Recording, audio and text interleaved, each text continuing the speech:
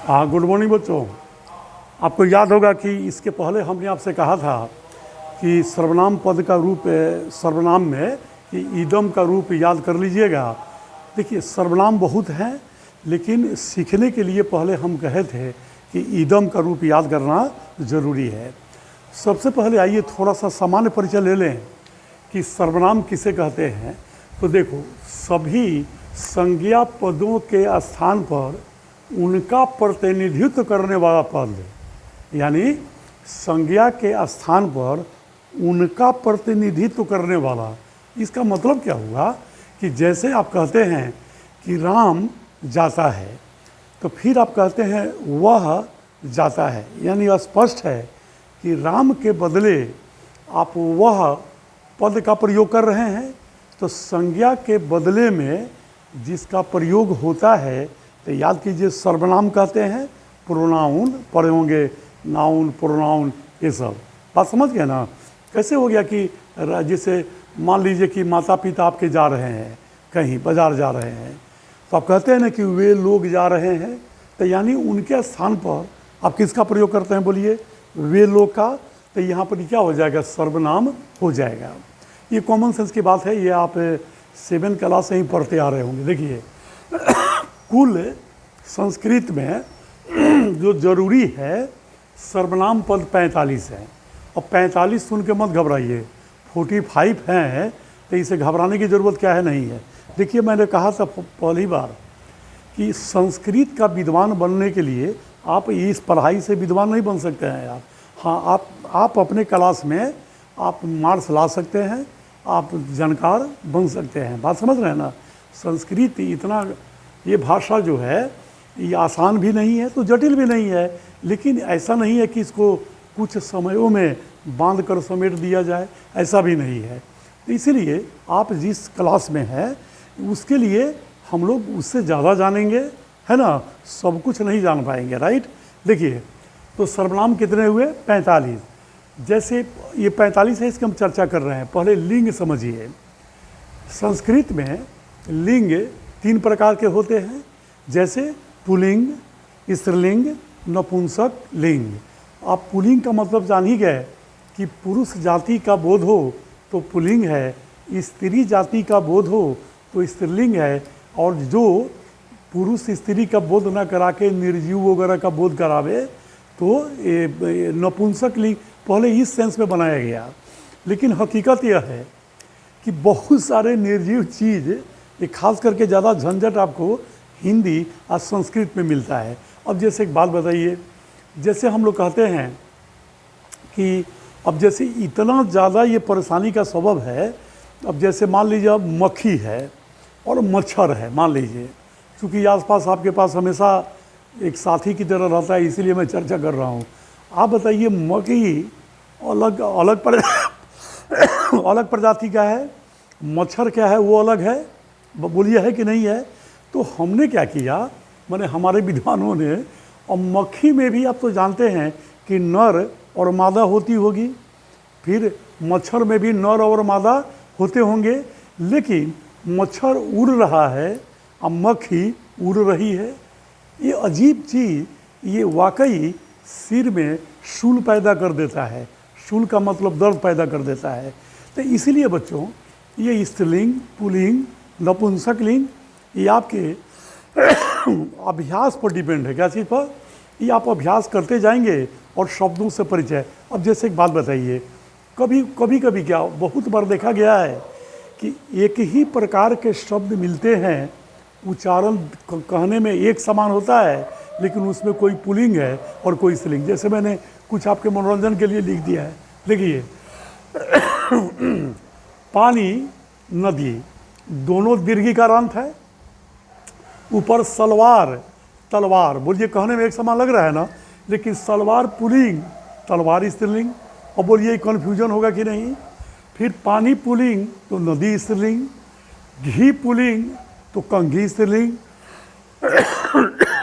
जी pulling तो गंजी स्त्रीलिंग, मोती पुल्लिंग तो धोती स्त्रीलिंग, दही पुल्लिंग मही स्त्रीलिंग, तकिया पुल्लिंग तो खटिया स्त्रीलिंग, थोड़ा खांसी हो गया है।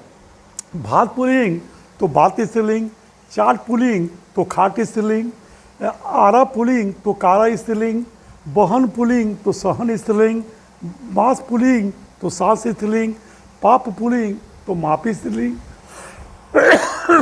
अब बताइए कि जैसे अब ज़रा खुद सोचिए बच्चों कि ये कितना कन्फ्यूजन करता है। तो इसीलिए आप परेशान मत होइए। देखिए, आपको कोई बहुत ज़्यादा पढ़ना भी नहीं है, आप धीरे धीरे प्रैक्टिस करते जाएंगे, है ना, तो अपने आपको शब्दों का ज्ञान पुल्लिंग स्त्रीलिंग सब समझ में आता जाएगा। अब देखिए, यहाँ पर हमने कुछ सर्वनाम लिखा, जैसे असमद है, फिर है युष्मद है, ठीक है, ये सर्वनाम है। आप पढ़े होंगे अहम अवाम वयम, याद है ना, तो हम युवाम युवम, ये सब फर्स्ट दिन। देखिए, ये जो दोनों शब्द है असमद और युष्मद, तो इसको लिंग से, लिंग होता है ना, तो इसको लिंग से मुक्त कर दिया गया है। किसको किसको? असमद को और फिर युष्मद को। देखिए गौर से, यानी इसको पुल्लिंग स्त्रीलिंग नपुंसक लिंग से इसको अलग कर दिया गया है। देखो, अब इसके बाद जैसे ईदम है, तो ईदम का मतलब यह, ए, इस से, इस के बाद हमने डैश डैश दे दिया। इसका मतलब जानते हैं क्या हुआ? जैसे मान लीजिए आपको मिलेगा इसके लिए, इसका, इसमें, इसके द्वारा, इसीलिए हमने डॉट दिया कि इसमें वो लगा रहेगा, विभक्ति वगैरह, तब ना पकड़िएगा कि प्रथमा लगेगा कि द्वितीय लगेगा, ठीक है। अब देखिए, इसी तरह से तद है, यद, किम, सर्व, हमने सब में क्या किया? जैसे मान लीजिए तद है, तो वह, वे, उस, या उस देकर हमने डैश दे दिया। आपको समझना है कि रहे उसका, चाहे उसकी, उसके लिए, उसमें, तो हम लोग समझ जाएंगे कि मुझे तद शब्द रूप का प्रयोग करना है। अब देखिए, बाकी आप समझ जाइएगा। इसमें केवल अस्मद युष्मद को लिंग बंधन से मुक्त रखा गया है, यानी इसमें पुल्लिंग स्त्रीलिंग है ना, और नपुंसक लिंग नहीं होता है, ये एक ही शब्द रूप होता है। ओके, मतलब कि स्त्री के लिए भी माने मैं शब्द का प्रयोग अहम होगा, जैसे राम अपने लिए अहम प्रयोग करेंगे, तो सीता भी अपने लिए अहम प्रयोग करेंगी, ठीक है ना। अब धीरे धीरे हम लोग एक एक करके इसका परिचय लेंगे। पहले आज की पढ़ाई जो है वो ईदम पर है। क्या चीज़ पर? ईदम पर। देखिए, तो ईदम है, तो इसका पुल्लिंग रूप भी है, स्त्रीलिंग रूप भी है, और नपुंसक लिंग भी है। बात समझ रहे हैं ना। तो आपको क्या करना है कि देखिए, मैं बार बार कहता हूँ, मैं आपको कितना भी पढ़ा दूँ, अगर आपको शब्द रूप याद नहीं है तो आपको पढ़ने से कोई फ़ायदा नहीं है। बात समझ रहे हैं ना। इसीलिए आप रोज़ एक एक भाग देखते रहिए, उसके अनुसार आप, मुश्किल से आधा घंटा लगेगा, आप उसको याद करते रहिए। चलिए, तो ये आप समझ गए। तो आज की पढ़ाई ये ईदम पर है। ध्यान दीजिए, ये पुल्लिंग स्त्रीलिंग से ये दोनों बंधन मुक्त है, ठीक है ना। अब ईदम में पुल्लिंग स्त्रीलिंग नपुंसक लिंग याद कर लीजिएगा। नपुंसक लिंग आसान होता है, जैसे उसका प्रथमा द्वितीय अलग चलता है, बाकी सब पुल्लिंग पर चलता है। ग्रामर की किताब में ये सब इंस्ट्रक्शन दिए रहते हैं, आप उसको ज़रूर देख लीजिएगा। ओके, अब देखिए, गौर से देखिए, यहाँ पर अब हम लोग जैसे अब ईदम का मैं शब्द रूप निकाल रहा हूँ, है ना। अब देखिए, तो मैंने पुल्लिंग का लिखा है, पुल्लिंग का। आप जब भी पुल्लिंग पर समझ जाइएगा तो स्त्रीलिंग भी आपको समझ में आ जाएगा, ठीक है ना। आप यहाँ पर देखिए, पुल्लिंग का यहाँ पर मैंने लिखा। अब एगो चीज़ मैं बता दूँ, ये ज़्यादा इम्पोर्टेंट है, ध्यान से सुनना। देखिए, यहाँ पर सबसे पहले बच्चों कि सर्वनाम है ना, जैसे हम कहते हैं कि यह लड़का है, यह लड़का है। देखिए, अब यहाँ पर यह का प्रयोग जो होगा, जैसे यह लड़का है, तो चूंकि संज्ञा के बदले, किसी लड़का के बदले ही ना हम यह कह रहे हैं, तो इसीलिए यहाँ पर क्या लिखा जाएगा? बोलिए, यह लड़का है, तो लड़का यहाँ पर अब सब्जेक्ट है, तो यह के लिए क्या होगा? अयम। क्या होगा? अयम। चूँकि लड़का पुल्लिंग है, लेकिन अगर यह लड़की है कहना होता, तो लड़की स्त्रीलिंग है, तो उसमें ईदम का हम क्या करते? बोलिए, स्त्रीलिंग रूप का प्रयोग करते। आप समझ रहे हैं ना।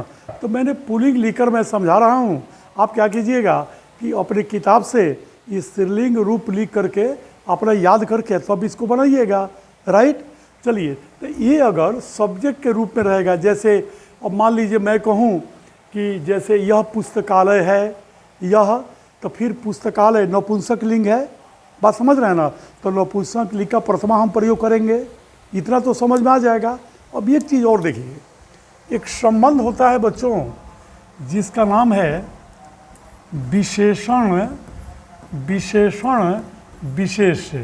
इसको ज़रा खूब ध्यान से सुनिएगा, समझ रहे हैं ना। देखिए, थोड़ा आज वाला में अभी इसमें थोड़ा टाइम लगेगा, इसके बाद वाला में जब हम दूसरा सर्वनाम बताएंगे तो उसमें इतना टाइम नहीं लगेगा, इसलिए उबिए नहीं, आप खूब ध्यान से सुनिए। जैसे देखो, यहाँ पर विशेषण विशेष है, हम जिसकी विशेषता बतलाते हैं तो उसे क्या कहते हैं, बोलिए। जिस शब्द से, तो जिस शब्द से विशेषता बतलावें तो उसको विशेषण कहते हैं, और जिसकी विशेषता बतावें उसे क्या कहते हैं, विशेष। जैसे देखो, मान लीजिए आप कहते हैं कि गुड बॉय अंग्रेजी में, ओके, तो आप किस शब्द से विशेषता बता रहे हैं, तो गुड से, ठीक है। तो गुड यहाँ पर ही क्या हो गया, एडजेक्टिव यानी विशेषण हो गया। लेकिन आप विशेषता किसकी बता रहे हैं जनाब, आप बॉय की विशेषता बता रहे हैं, लड़का का, तो यहाँ पर लड़का जो होगा वो क्या हो जाएगा, विशेष हो जाएगा। पहले बोलो इतना समझ में आया कि नहीं। इसको इसलिए अच्छा से जान लो क्योंकि जब फिर कर्मधारय समास पढ़ोगे या द्विगु पढ़ोगे तो समास में भी फिर इसकी चर्चा होगी। सीधा मतलब यही याद रख लो कि जिस शब्द से हम किसी की विशेषता बताते हैं उसे विशेषण कहते हैं, और जिसकी विशेषता बतलाते हैं उसे विशेष कहते हैं। इतना बुझा गया। उसी तरह से जब विशेषण के रूप में सर्वनाम का प्रयोग किया जाए, किसका, सर्वनाम, कैसे ईदम तद किमी सब पढ़ रहे हो, जब सर्वनाम का प्रयोग किया जाएगा किसके रूप में, विशेषण के रूप में, तब हम कहते हैं उसको सार्वनामिक विशेषण। क्या कहते हैं, सार्वनामिक विशेषण, ओके। अब जैसे आओ एक उसको अंग्रेजी से हम लोग समझते हैं। पहले देखो, जैसे अगर आप लिखते हो, खूब ध्यान से सुनना, नज़र नहीं हटाना अपना। देखो, जैसे तुम लिखते हो कि this is a book, this is a book, okay. यहाँ पर देखो, ये जो दिस है यह किसके बदले आया है, बुक के बदले, यानी दिस रिप्रेजेंट्स बुक। बोलो, तो यहाँ यह बुक का प्रतिनिधित्व करता है कि यह एक किताब है, यानी किताब के बदले हम यह कह रहे हैं। तो इसीलिए यहाँ पर जो दिस होगा वह क्या हो जाएगा, बोलो, प्रोनाउन हो जाएगा। क्या हो जाएगा, प्रोनाउन, ओके। लेकिन जब यही रहे कि दिस बुक इज माइन, यह किताब मेरी है, दूसरी कोई किताब नहीं, यह किताब मेरी है, यानी यहाँ पर दिस किताब की विशेषता बता रहा है कि यह किताब मेरी है। अब समझ में आया। तो यहाँ पर दिस जो हो जाएगा एडजेक्टिव यानी विशेषण हो जाएगा। तो देखा, वाक्य में प्रयोग के आधार पर दिस कहीं प्रोनाउन है तो कहीं एडजेक्टिव है, ओके। उसी तरह से बच्चों, जैसे हमने कहा यह किताब है, यह किताब, तो यहाँ पर जो यह है इस सेंटेंस में, तो ये सर्वनाम, सर्वनामिक विशेषण है, और ये किताब क्या हो गया, विशेष हो गया, क्योंकि हम किताब की विशेषता बता रहे हैं। बोलो, ये क्लियर है एकदम, इसमें कोई शक, समझ में आ रही है बात। अब देखिए कि संस्कृत क्या कहता है, अब इसी पर ध्यान दीजिएगा। मेन बात है कि यही पढ़ाना था। अब देखो, संस्कृत कहता है बच्चों, यानी हम लोग जान गए कि विशेषण विशेष रहेगा, तो संस्कृत में देखो क्या कहता है। जैसे मान लो मैं कहता हूँ इस गांव में, इस गांव में, पहले इस शब्द समझ लो, तो फिर अनुवाद तो हम तो बोले थे ना कि अनुवाद वाक्य में शब्दों का ही बनता है। देखो, इस गांव में, अब देखो संस्कृत क्या कहता है, यहाँ पर इस सार्वनामिक विशेषण है, बोलो है ना सार्वनामिक विशेषण। तो देखो, तो जब हम लोग अब यहाँ पर देखो, यह विशेषण है और यह विशेष है, तो कहता है कि विशेष में जो विभक्ति लगेगी, बोलो यहाँ पर गांव में, तो बोलो याद है ना, सप्तमी लगेगी, सप्तमी एक वचन, तो बोलो तो सप्तमी एक वचन इसमें लगेगी, तो ये क्या हो गया, ग्राम में, गांव में। ये बहुत बार सीख चुके हो, राइट। ऐसे मैं वैसे लोगों से कह दूं कि जो लोग पहली बार ये डायरेक्टली इसको देख रहे होंगे तो ये उतना समझ में नहीं आएगा, इसके लिए आपको भाग 1 से कंटिन्यू देखना पड़ेगा। बात समझ रहे हैं ना, क्योंकि अलग अलग प्रश्नमाला ये नहीं है, ठीक है ना, सब एक दूसरे से रिलेटेड है। विभक्ति का प्रयोग समझना पड़ेगा, तब जाके समझ में आएगा। देखिए तो गांव में, तो याद करो ग्राम में। अब देखो गौर से, तो यहाँ गांव ये पुल्लिंग है, गांव पुल्लिंग है, तो यहाँ पर ये हमको मन में समझना है कि इस गांव में, यानी मन में समझना है इसमें और फिर गांव में, लिखना नहीं है, मन में समझना है। यानी हमको जो विभक्ति इसमें लगेगी, जो पुरुष जो विभक्ति, जो वचन लगेगी, वही विभक्ति वचन इसमें भी लगेगी। ओके, ये समझ गया ना। तो बोलिए, तो यहाँ क्या लगा आपको, है गांव में ये पुल्लिंग है, तो लगा सप्तमी एक वचन लगा, तो जनाब तो इसमें भी आपको सप्तमी एक वचन का ही प्रयोग करना होगा। तो बोलिए सप्तमी एक वचन यहाँ पर क्या लिखा है, अस्मिन। क्या लिखा है, अस्मिन। यदि आपको थोड़ी सी, मैंने कहा भी था कि बहुत सारी टेक्निकल कुछ प्रॉब्लम है, तो अगर आपको यह स्पष्ट नहीं दिखाई दे तो अपना ग्रामर की किताब खोल के बैठिए या समझ लीजिए किताब से, आप देख लीजिएगा अपना। देखिए तो यहाँ पर देखो, तो अस्मिन है, तो यहाँ पर मेरे को लिखना होगा अस्मिन ग्रामे, अस्मिन, अस्मिन ग्रामे। और आपको है ना हिंदी में कहना होगा इस गांव में, और मन में समझना होगा इसमें गांव में। इतना बुझाया ना। तो ऐसे ही जब मैं पढ़ता था तो इस तरह के वाक्य मिलते थे, तो मैं बहुत जल्दी उनका हिसाब किताब कर लेता था। जैसे और मान लो मिला हमको इस नदी का, जैसे ही मिला हम तुरंत मन में सेट करते थे, अच्छा इसका, नदी का, क्योंकि विशेषण विशेष संबंध है। ध्यान दे रहे हैं ना। अगर ये विशेषण विशेष में रहेगा, मैं तब उसकी बात कर रहा हूँ। अब देखो इस नदी का, तो मैंने मन में समझ लिया इसका, नदी का, राइट। तो इसका, नदी का मैं समझ गया। और उसके बाद फिर क्या किया बच्चों, नदी का, चूंकि नदी याद है, नदी का रूप, बात समझ रहे हैं ना। तो नदी का नद्या, बात समझ रहे हैं ना। तो इसका, अब इदम हम देखेंगे तो स्त्रीलिंग रूप देखेंगे, तो इसका भी षष्ठी एक वचन देखेंगे और इसका भी षष्ठी एक वचन देखेंगे। ये समझ में आया? खूब ध्यान से सुन लीजिए, क्योंकि इसके बाद का सर्वनाम सब इसी पर आधारित है, तो मुझे 5 मिनट में ही पूरा भाग खत्म हो जाएगा, समझ रहे हैं ना। लेकिन मैं रोज़ रोज़ क्या करूँगा, एक भाग बता के 10 से 11 अनुवाद भी दूंगा ताकि आप बना सकें। बोलिए समझ गए ना। इस नदी का, तो समझना है मन में, इसका, नदी का। मान लीजिए रहे इस विद्यालय का, इस विद्यालय का, तो मन में समझना इसका विद्यालय का। तो बोलो विद्यालय का, याद है विद्यालयस्य, याद है, तो विद्यालय पुल्लिंग है, ठीक है ना। तो यानी इदम का रूप लगेगा, विद्यालय में षष्ठी एक वचन है, तो इदम में षष्ठी एक वचन अस्य है, तो मुझे कहना पड़ेगा अस्य विद्यालस्य, अस्य विद्यालस्य लिखना है, अस्य विद्यालस्य, लेकिन हिंदी में पढ़ना है इस विद्यालय का, मन में समझना है इसका विद्यालय का। इतना बुझाया? It will help you. बात समझ रहे हैं ना। तो ऐसे ही करके जब हम लोग आगे पढ़ेंगे, जैसे कौन, किसके लिए, किसका, तो सब में यही बात रहेगी। बस थोड़ा अलग मैं इसलिए बताऊंगा कि थोड़ा 10-11 आपसे मैं अनुवाद बनवाऊंगा इसके लिए। पहले उम्मीद है कि जो मैं कहना चाहता हूँ आप समझ रहे होंगे। एक वचन, द्विवचन, बहुवचन का प्रयोग। अब जैसे कहा जाए हमारे विद्यालयों में, बात समझ रहे हैं ना, चाहे तो उसमें अब विद्यालयों में जो लगेगा उसमें हम में लगेगा, बहुवचन लगेगा। बात समझ रहे हैं ना। अब जैसे कहा जाए इस, इन विद्यालयों में, इन विद्यालयों में, तो अब विद्यालयों में का याद करो, विद्यालयेषु, याद है सप्तमी, बहुवचन है ना, इन विद्यालयों में, तो तुमको भी इन में क्या कहना होगा, सप्तमी बहुवचन येषु कहना होगा। तो कहोगे येषु विद्यालयेषु। बोलिए, ये समझ में आया?